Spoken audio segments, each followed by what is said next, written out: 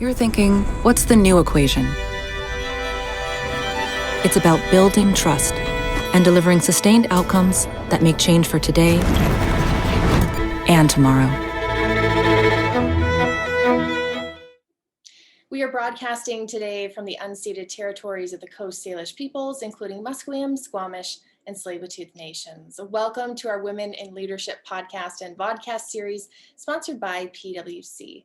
I'm Haley Wooden, Executive Editor of Business in Vancouver, and it's my pleasure to host this 3-episode series. It features inspiring female leaders from different backgrounds and sectors on topics that really are important to all of us: leadership and mentorship, ESG, and EDI. And across the series, our guests will be in conversation with me and experts from PwC. Episodes run March 8th to 10th around International Women's Day, which happened on March 8th. And today's episode takes a look at leadership and mentorship. Joining us from PwC is Rajveer Hundal, PwC Canada's BC technology leader and a partner in the firm's assurance practice. She's also a member of the BC Region Extended Leadership Team. Great to have you with us. Thanks for joining the show. My pleasure to be here, Haley. Thank you for having me.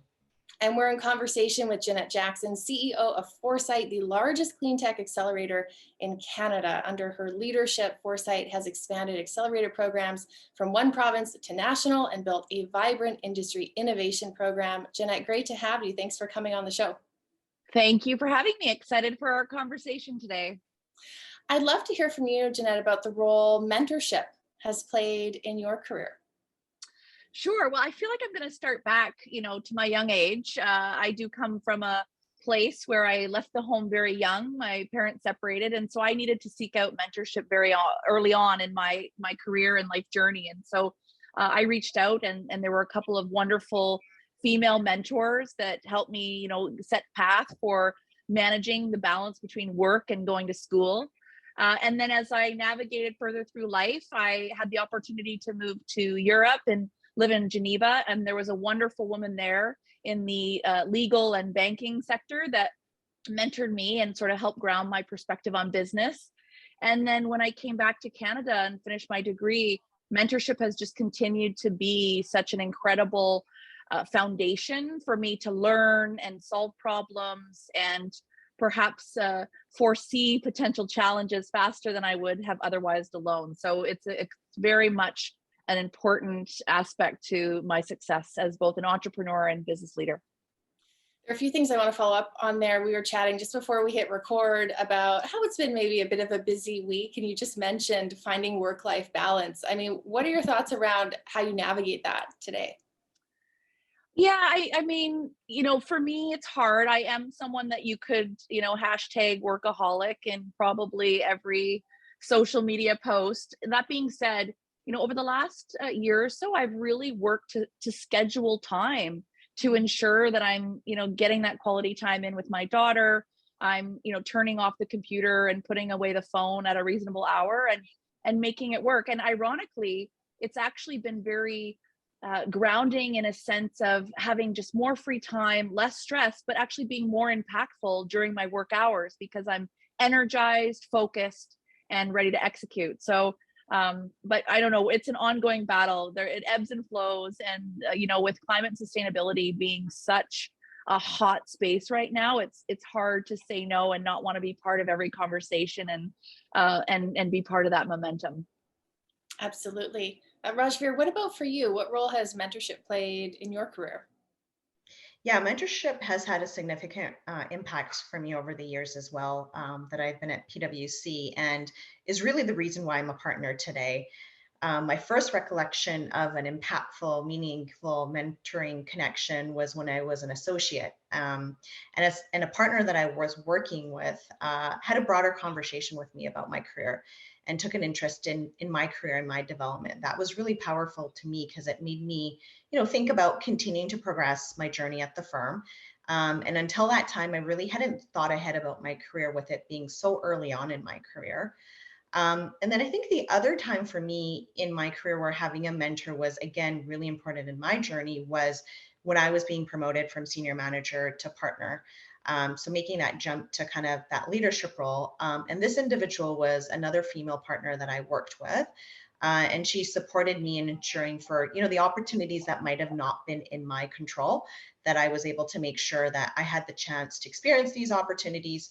And I was brought to the table for these opportunities and experiences. So she really played an important role in me being where I am today. So there's been many instances, I would say, since that time where that same individual or others have mentored me as I was being admitted to the partnership, as well as in my role as a partner and taking on, leadership roles as well. Absent mentorship, I wouldn't be where I am today. And I wouldn't have had the opportunities to pursue that I've had that have made me the leader and professional I am today. So I believe mentorship happens throughout your career, and it doesn't just come from one individual. And I've cherished and I'm really grateful for all the mentoring relationships I've had over the years. To quickly follow up on that, because I think some people wonder, how can you set up a mentorship type of a relationship with someone you admire? Have you had to raise your hand and really advocate for those opportunities, Rajveer, or have people maybe broached the subject with you and mentored you without having to have an explicit conversation about it? Yeah, I found it, for me personally, it's naturally come about in some of the relationships that I've had in the work that I've been doing. For instance, when I talk about that female partner, we worked closely together, and I think she saw my ambition, my drive, and what I really brought to the table in terms of skills and experience. And then at the same time, maybe some of the barriers and challenges I was seeing. So, although she wasn't formally my coach, because we do have, a coach within the organization, she really became someone that was an advocate or mentor. And I think, it's really important you have that authentic and trusted relationship with whoever you, work with as a mentor. So I guess for me personally, I found it's naturally developed through existing relationships and having that existing foundation. But, I encourage a lot of, kind of our younger staff to, reach out and really be bold in terms of, whether they see leaders that might be, they see themselves in or have similar backgrounds, or they aspire to really reach out and make those connections. Because I think more often than not, you'll find everyone is more than happy to take the time out of their day to really, share with them their experiences, journey, and support them in their path. So although it might be daunting, it's definitely, I think you'll see a lot of success if you are bold enough to be the one that reaches out and makes those connections with leaders, whether it be within your firm or externally within the community as well. That's a good point. Jeanette, back to you on this. What is the importance of establishing these kinds of mentorship relationships, specifically in clean tech? You mentioned moments ago that it's a busy time for climate related and clean tech related initiatives.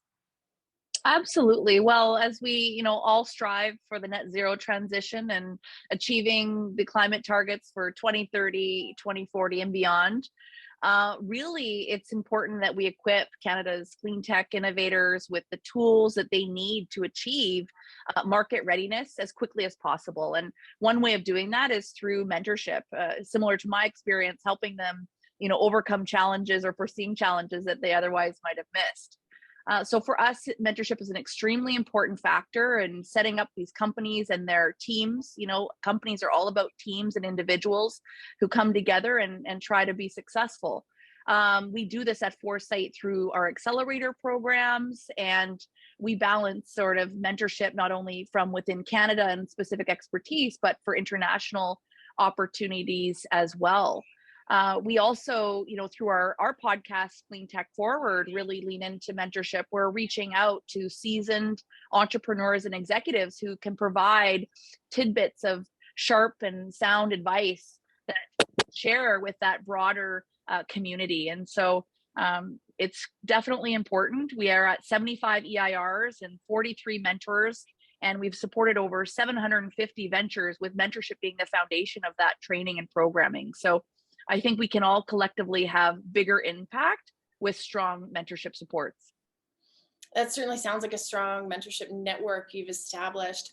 I'm curious too, we talk about mentorship can go both ways. It's not just necessarily the senior individual mentoring the younger individual. And the context of sort of thinking boldly or maybe radically about how we address climate change, are you seeing opportunities for younger generations to essentially mentor maybe people who are in more senior positions? I love that question. I'm not sure if you know Meredith from Student Energy, but we had a really interesting conversation where she was talking about, we obviously want to get the next generation of passionate business, sustainability, and climate people into all of these opportunities, but it is also an equal opportunities for these, this demographic to push upward sort of their goals, their ambitions, their aspirations and expectations on what they want these companies and these cultures to look like. And so absolutely, mentorship is always, and I think always has been, very much a bi-directional experience. And if I don't know if I'm going to say anything off base here, Raj, but I'm sure for you was the same. Being mentored, I also felt inspired to become a mentor. And so there's this whole sort of circular economy of mentorship that happens when we're all giving. But youth are certainly part of the equation. And even just, I feel sometimes I learn more from my daughter in a conversation, and learning a new perspective and thinking outside of the box, just from a day-to-day, space as well. So absolutely. Well, especially when it comes to sort of ways of thinking, we build these habits and we kind of get locked into these models, and sometimes seeing the world through the eyes of a child or someone who's younger than us or comes from a different background can be really exciting. Absolutely. You're thinking, what's the new equation? It's about building trust and delivering sustained outcomes that make change for today and tomorrow. Rajveer, what about you? What's sort of the importance of mentorship, and what are some of the training opportunities or mentorship opportunities you're seeing in business? Yeah, no, absolutely happy to share that, and totally agree with all of Jeanette's points there, just in terms of, I particularly think about, even technology adoption. I think it's fast paced in terms of transformation and different technology that's being adopted in terms of the way that we work. And I often find myself looking to kind of that younger staff to say, okay, walk me through how this works exactly, because they're on top of it. And it's, to Jeanette's point, it's interesting to see kind of that reverse mentorship and having those relationships to kind of get that practical advice. In terms of, I think, similar to Jeanette's comments, it's really critical part of our organization's talent strategy as well, mentorship. And I think particularly now with the war on talent, I would say it's more critical today than it's ever been. There's a lot of different things that are important to people. There's flexibility, there's work experience, there's compensation. But I do believe having the power of a personal connection and focusing on helping someone identify and then achieve their goals is extremely powerful, and arguably as powerful as compensation and flexibility. So, if you work with someone that is trusted and has your best interests at heart and is authentic, I know that's a term that's come up a couple of times in the conversation already today. I'm a firm believer that this can open up opportunities, as that's what I've personally experienced as well in my career. I get a lot of personal satisfaction out of mentoring. It's one of the most rewarding parts of my career. And at PwC, we found that our mentorship programs provide significant benefit to both the mentor and mentee, similar to what Jeanette mentioned and what you've commented on, Haley. These relationships often get people out of their immediate circle, and they help them gain wider perspective as they build these relationships, which help really solve bigger problems at the end of the day. So our Women in Leadership program accelerates the development and retention and advancement of high potential women. And while many insights are gained through the learning curriculum in the program, the mentor component has really provided a forum for women to discuss how and what they learn in the curriculum and applied in their leadership journey from a mentor who comes from a different business unit or a different geography. So again, offering that different lens. I've also played, the role of being a mentor, and it's interesting how diverse these relationships have been. So, it starts with listening, and it's asking open-ended questions, and different individuals want different things out of a mentor-mentee relationship. So, having frank and open conversations and providing as much insights as possible based on your own experience and lessons learned has been my approach. But in some instances, you don't have all the answers, right? And you know, at that point, you can introduce them to someone else, or it's about really sharing your knowledge, your expertise and connections, and also being an advocate. I think that's an important part of the role as well.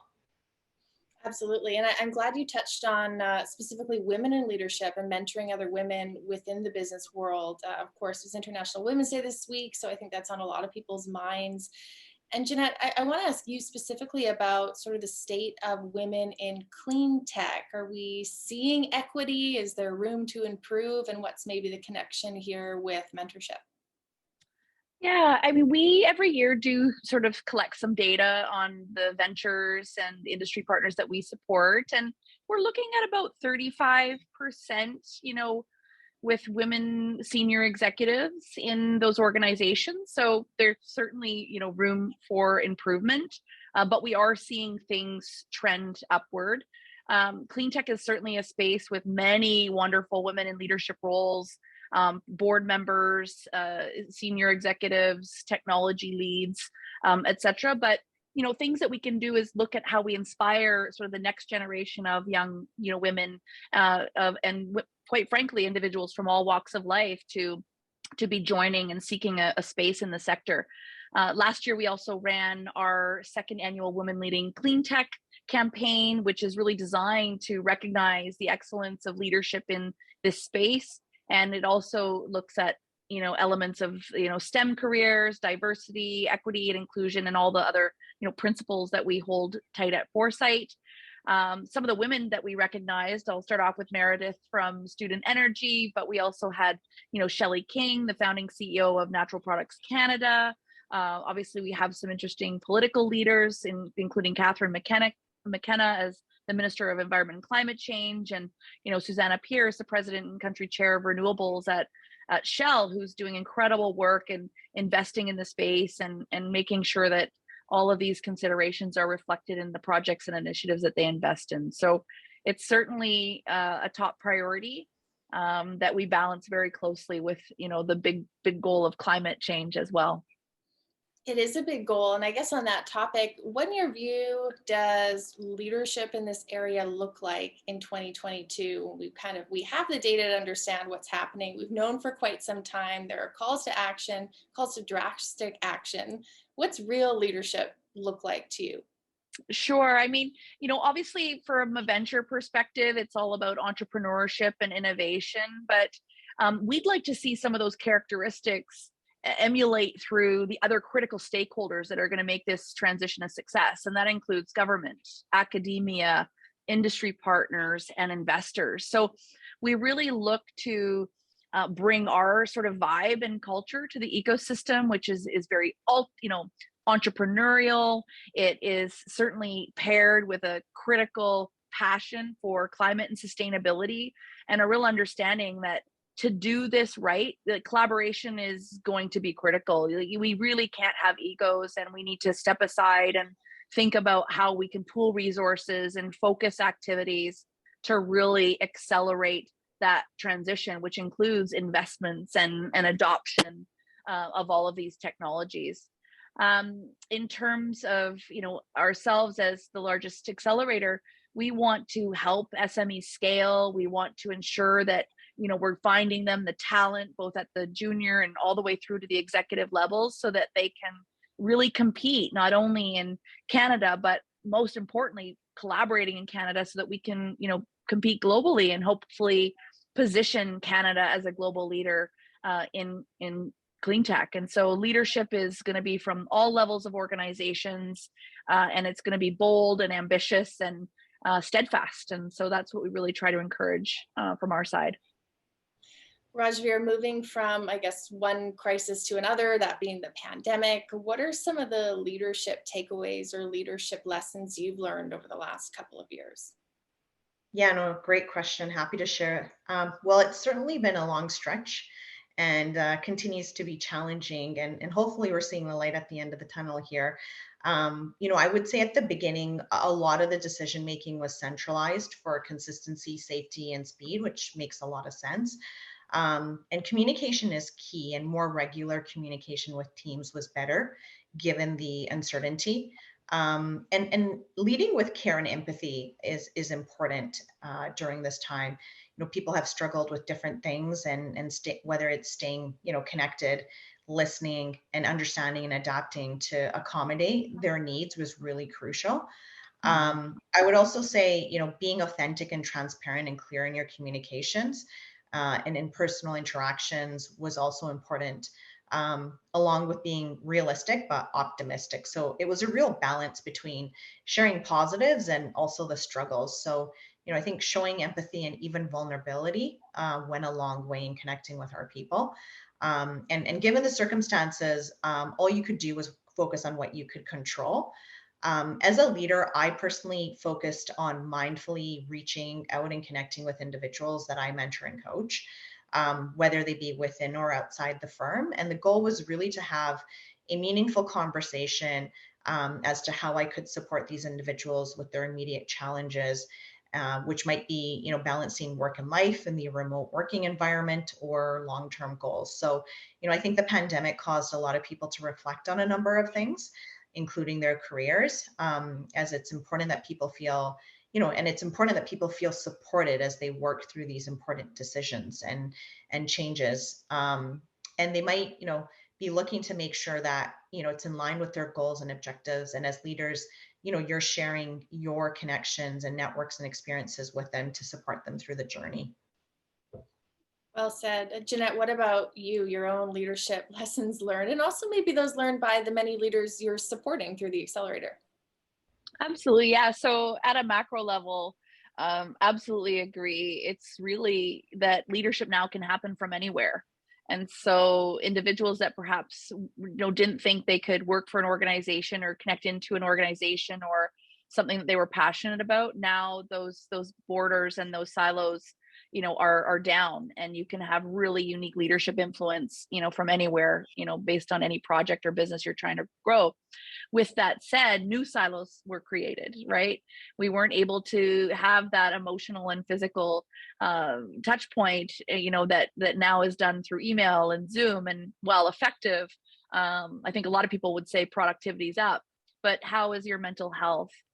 How are we, calming nerves? And, you want to be energized and focused, but you also want time to have those water cooler talks and just check in with people. And so we had to find new ways to do breakouts and make sure we're connecting, with all team members, both as a group and individually, just so that there's open platform for feedback to make sure that everyone feels supported, that they have the resources that they need. And of course, if someone needed a break, we want to make sure that we're cognizant and aware and not letting anything fester too long. I'd like to think we stay ahead, but that's only through conversation, open communication, and encouraging that it's a safe space to share and support. So leadership has transformed. And we're excited to be learning more about what all these other leaders have faced and incorporating some of those learnings into our programming, and also ourselves reflecting on how we can be the best organization to lead by example when it comes to the team building, accompanied by that big, hairy, audacious goal of Canada's clean tech sector. I love that. And in our final few seconds while we have you, Jeanette, can you share any lessons learned from leading Canada's largest clean tech accelerator? Yeah, I mean, the lessons learned it really comes back to, it takes a community. So collaboration. It is a massive problem, which means there are massive opportunities. And I think as Canadians, really from anywhere around the world, find like-minded people, have open communication, be transparent about what your goals are and what resources you have. And we find that you can really get forward faster with that mentality top of mind. Appreciate you being here to share your thoughts and insights with us. You as well, Rajveer. Thanks to both of you for coming on the show. Thank you so much for having me. Great to see you, Raj. Thanks for hosting, Haley. It's been a pleasure to be here today. Our guest today, Rajveer Hundal, PwC's BC Technology Leader, also joined by Jennette Jackson, CEO of Foresight, the largest clean tech accelerator in the country. This has been our Women in Leadership podcast and vodcast series sponsored by PwC. You can find other episodes at biv.com/audio or /video. I'm Haley Wooden, Executive Editor of Business in Vancouver. Thanks for joining us.